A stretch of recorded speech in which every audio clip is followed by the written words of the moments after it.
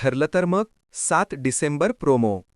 या प्रोमोमध्ये सायली आणि अर्जुन यांच्या वाढदिवसाचा गोडवा आणि महिपतच्या प्रकरणातील नवा ट्विस्ट पाहायला मिळतो. सायली आणि अर्जुन यांचा वाढदिवस एकाच दिवशी असल्याने सुभेदार कुटुंबात उत्साहाचे वातावरण आहे.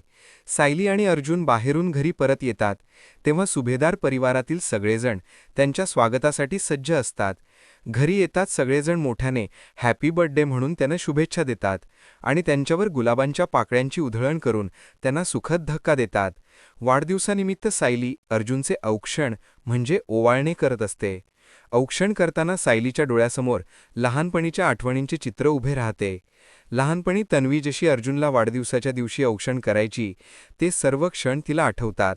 या आठवणींमुळे सायलीला गरगरल्यासारखं म्हणजे अस्वस्थ वाटू लागतं. अर्जुनला हे लक्षात येते की सायलीला त्रास होत आहे म्हणून तो तिला सावरतो. दुसरीकडे महिपत अजूनही गायब असल्याने प्रकरणाने वेगळे वळण घेतले आहे. प्रिया महिपतच्या घराबाहेर आलेली असते. तिला महिपतच्या घराबाहेर पोलीस पहारा देताना दिसतात. याचवेळी साक्षी तिथे महिपतला पाहण्यासाठी आलेली असते आणि ती महिपतला फोन लावत असते. प्रियाची नजर अचानक साक्षीवर पडते आणि प्रियाला मोठा धक्का बसतो. प्रोमो इथेच संपतो. पुढील भागात काय घडणार हे पाहण्यासाठी प्रेक्षक उत्सुक असतील. भेटूया पुढील भागात. तोपर्यंत नमस्कार.